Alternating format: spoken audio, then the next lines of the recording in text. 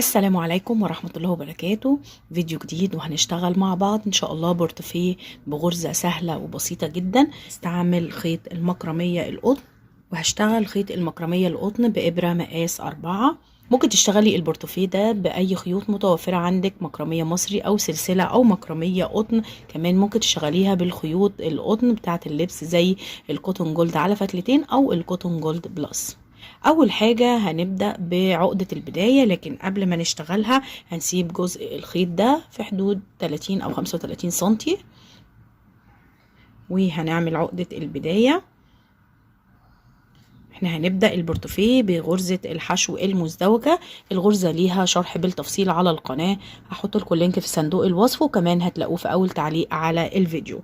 معايا حلقة على الابرة، هجيب الخيط القصير، الخيط القصير تحت اهو، هجيب الخيط القصير وهلفه على الابرة كده، وهسحب الخيط اللي على ايدي من الحلقتين.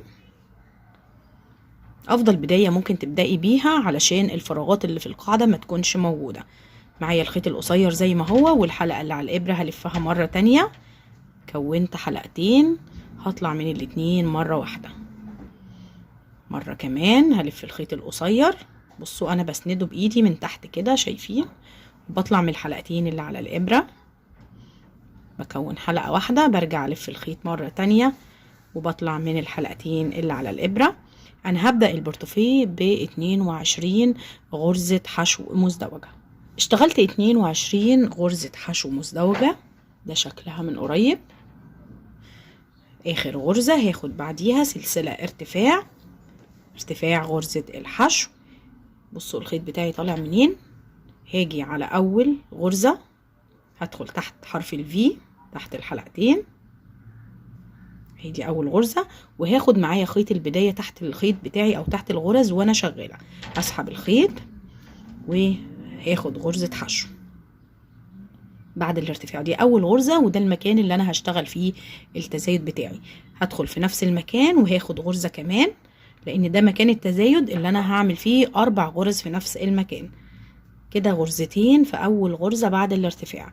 بعد كده كل حرف في هيقابلني اشتغل فيه غرزة واحدة بس، غرزة اللي بعديها حرف الفي، هدخل وهشتغل غرزة حشو واحدة بس.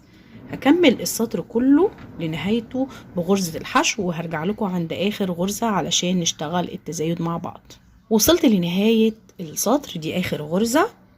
بيقابلني بعد كده اخر غرزة في السطر، الغرزة المشتركة بين الجنب ده والجنب ده. بدخل كده في النص وبشتغل 4 غرز حشو في نفس المكان، ده التزايد بتاعي. الغرزة التانية، 3،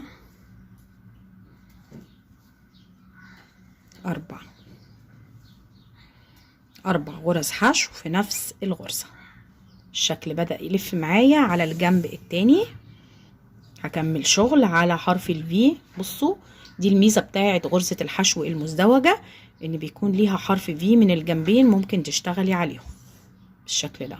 هاجي على الجنب التاني وكل غرزة هتقابلني، كل حرف في هيقابلني هشتغل فوقيه غرزة حشو واحدة، وهرجع لكم في نهاية السطر. وصلت لنهاية السطر، دي اخر غرزة اللي هي غرزة البداية، كنت شغالة فيها غرزتين في نفس المكان زائد الارتفاع. بدخل في نفس المكان وبشتغل غرزتين كمان جنب الاتنين اللي انا بدأت بيهم. كده معايا 4 غرز وارتفاع. بتخطى الارتفاع وباجي في اول غرزة في السطر اللي هي غرزة الحشو الاولى بعد الارتفاع، وبدخل في حرف الفي تحت الحلقتين، بسحب الخيط وبقفل السطر بمنزلقة. كده القاعدة بتاعة البورتفيه اتكونت معايا. انا هشتغل قاعدة البورتفيه مكونة من سطر واحد. لو انت عايزة طبعا تزودي وتكبري القاعدة شوية وتشتغلي سطر تاني، هتشتغلي التزايد اللي احنا متعودين عليه في القاعدة البيضاوي. فوق كل غرزة من ال4 دول هتشتغلي 2، وهتكملي باقي السطر غرز فردي. بعد كده هنبدأ السطر التاني. هاخد سلسلة ارتفاع. انا هشتغل السطر الاول بعد القاعدة كله في الحلقة الخلفية. هاجي في اول غرزة اللي انا قفلت فيها في الحلقة الخلفية، هدخل وهشتغل غرزة حشو. السطر ده مفيش فيه اي تزايد نهائي، بنشتغل فوق كل غرزة غرزة زيها. اول غرزة اشتغلت فيها في الحلقة الخلفية، اهي معايا حلقتين، الغرزة التانية اهي، بدخل في الحلقة اللي ورا في نص حرف الفي كده وبشتغل غرزة حشو. اللي بعديها كمان بدخل وبشتغل غرزة حشو، كمان غرزة حشو. بصوا كده. اللي بعديها كل غرزة هتقابلني هشتغل فوقيها غرزة واحدة بس فردي، هشتغل دوران القاعدة كلها بنفس الطريقة غرز فردي، وهنرجع نقفل السطر ونبدأ شغل بالغرزة بتاعتنا. وصلت لنهاية السطر الأول من غرزة الحشو اللي هي فوق القاعدة. كمان انت ممكن تشتغلي تحت الحلقتين عادي، لكن ميزة الشغل تحت الحلقة الخلفية في أول سطر بيديكي وسع للبورتوفيه من جوه. تمام، دي آخر غرزة. باجي هنا بصوا دي المكان اللي أنا قفلت فيه، وده الارتفاع. باجي في أول غرزة تحت الحلقتين وبقفل السطر بتاعي بمنزلقة. بضم الجزء ده كده على بعض، ولو اخدنا بالنا ان جوانب البورتوفيه او الاجزاء اللي فيها التزايد بدأت بصوا تلم معايا بالشكل ده. خلاص هنبدأ بقى شغل بالغرزة بتاعتنا، وهناخد اول حاجة سلسلة واحدة ارتفاع، وهاجي في نفس المكان هدخل وهشتغل غرزة حشو، وجنب غرزة الحشو في نفس الغرزة الاولى هلف الخيط مرة، انزل وهسحبه كأني هشتغل غرزة بف. دي اول مرة. هلف كمان مرة في نفس الغرزة وهسحب الخيط معايا كده 5 حلقات على الابرة. بطلع من ال5 حلقات مرة واحدة وما بقفلش بسلاسل ولا اي حاجة، انا بعدي غرزة فاضية وباجي على التانية على طول. بصوا انا ما قفلتش الغرزة بتاعتي، باجي على تاني غرزة في النص في غرزة فاضية اهي، باجي على التانية وبقفل بغرزة حشو، وبكرر اللي انا اشتغلته جنب غرزة الحشو. بلف الخيط مرة، بنزل وبسحب الخيط بتاعي، بريحه حاجة بسيطة كده، بلف تاني وبنزل بسحب الخيط بالشكل ده اهو. 5 لفات على الابرة، بطلع منهم مرة واحدة، بعدي غرزة فاضية وباجي على التانية بدخل وبقفل بغرزة حشو. بكرر بنفس الطريقة، بلف الخيط، بنزل في نفس المكان او في نفس الغرزة اللي انا اشتغلت فيها غرزة الحشو، بسحب الخيط مرة، بلفه تاني وبرجع لنفس المكان، بسحب مرة تانية، بيتجمع معايا 5 حلقات على الإبرة. بطلع من ال5 حلقات مرة واحدة، بروح على تاني غرزة، بسيب غرزة فاضية في النص وبروح على التانية بدخل وبشتغل غرزة حشو. كمان مرة نفس مكان غرزة الحشو، بلف الخيط، باجي في نفس المكان تحت الحلقتين، بسحب الخيط وبريحه كده، بلف كمان مرة، بنزل في نفس المكان بسحب الخيط وبريحه، بطلع من ال5 لفات اللي على الإبرة مرة واحدة، بعدي غرزة فاضية وباجي على التانية بقفل بغرزة حشو. تمام، ده السطر الأول من الغرزة. أنا هكمله وهرجع لكم نقفل السطر سوا. وصلت لنهاية أول سطر من الغرزة بتاعتي، دي آخر غرزة اشتغلتها، ولازم بعد آخر غرزة يكون في غرزة فاضية بين كل غرزة والتانية. لما بشتغلها لازم يكون في غرزة فاضية. خلاص دي آخر غرزة وفي غرزة فاضية بعدها. بعد كده باجي في أول غرزة حشو في السطر بعد الارتفاع، بدخل وبقفل السطر بتاعي بمنزلقة. هنبدأ السطر التاني مع بعض، وارتفاع سلسلة واحدة في نفس المكان اللي قفلت فيه هشتغل غرزة حشو بنفس الطريقة اللي اشتغلت بيها السطر الأول. هلف الخيط في نفس المكان بتاع غرزة الحشو، هنزل وهسحب الخيط مرة، هلف الخيط وهنزل هسحبه مرة تانية كده. معايا 5 لفات على الإبرة، هطلع من ال5 مرة واحدة، هعدي غرزة فاضية وهاجي على اللي بعدها اللي هي غرزة الحشو. لا أنا بشتغل كل الغرز بتاعتي في غرز الحشو، هي بتصادف لما بتسيبي غرزة فاضية بتيجي على التانية بتكون هي غرزة الحشو.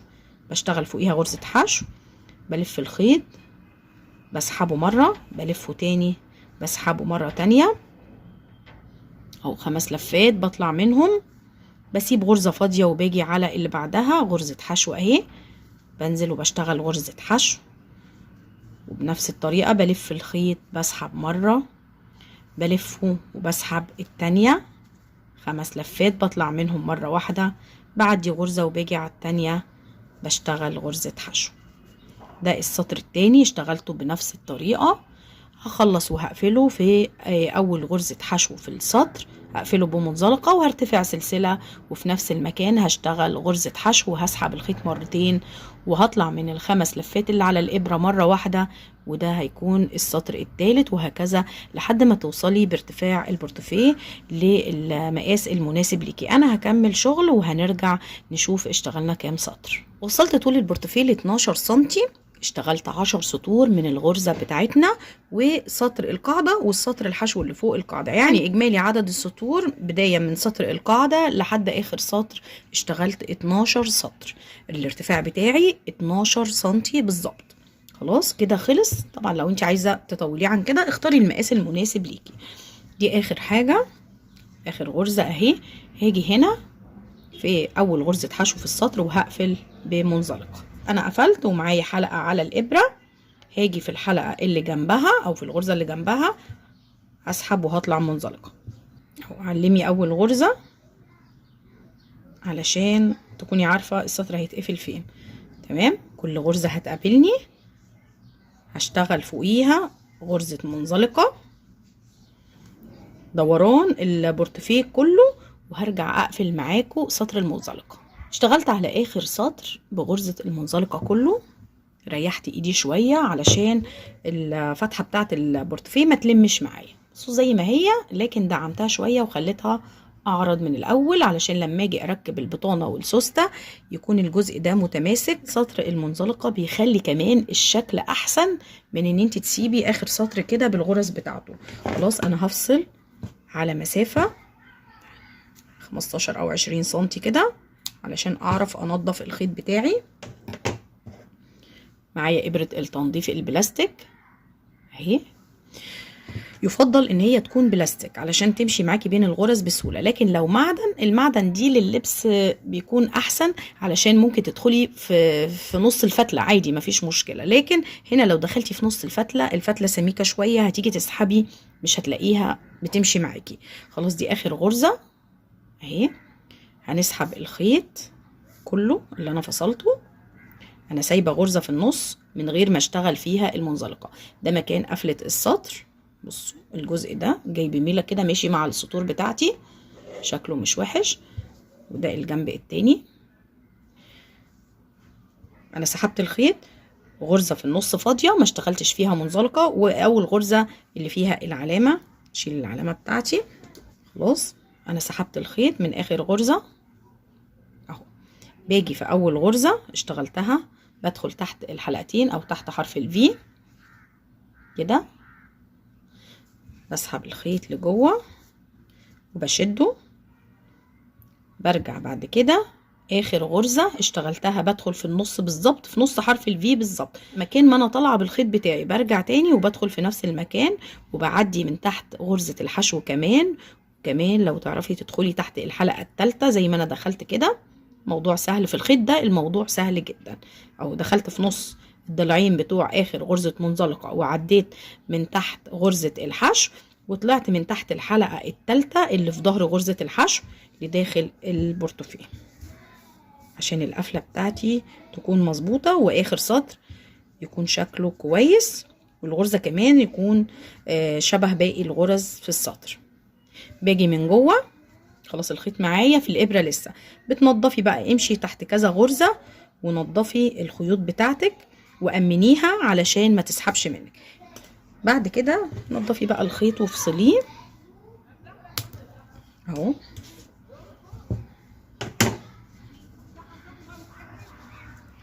بصوا شكله جميل ازاي. خلاص باقي خطوه واحده وهي خطوه تركيب البطانه والسوسته. انا هعمل له بطانه وسوسته مختلفين وهيكون لها فيديو ان شاء الله منفصل على القناه هينزل بعد الفيديو بتاع البورتوفيه على طول. ده شكل البورتوفيه بعد ما ركبت البطانه والسوسته. دي سوسته بالمتر، انا ركبت له بطانه قطن زي ما قلت لكم، هتلاقوا الفيديو بعد الفيديو ده على طول. بصوا تثبيت البطانه، الخيطه بتاعتها ممتازه ومفيش ولا غرزه ظاهره. انا ركبت البطانه فوق السوسته. ده شكلها من جوه. الفاصل اهو شايفين في فاصل في النص اهو شكل الغرزه. البورتفيه ده اخد 140 جرام خيط مكرمية قطن، ارتفاعه 12 سنتي. اشتغلت 12 سطر، سطرين حشو عند القاعدة و10 سطور من الغرزة بتاعتي. اتمنى ان شاء الله ان هو يكون عجبكم والشرح يكون سهل بالنسبه لكم. هستنى رايكم في التعليقات، ولو عجبكم الفيديو دوسوا لايك، واللي لسه بيشوفني لاول مره وما عملش اشتراك يدوس على كلمه اشتراك او سبسكرايب الموجوده تحت الفيديو، وكمان يفعل الجرس علشان يوصلوا كل جديد من الفيديوهات اللي بتنزل على القناه. والسلام عليكم ورحمه الله وبركاته.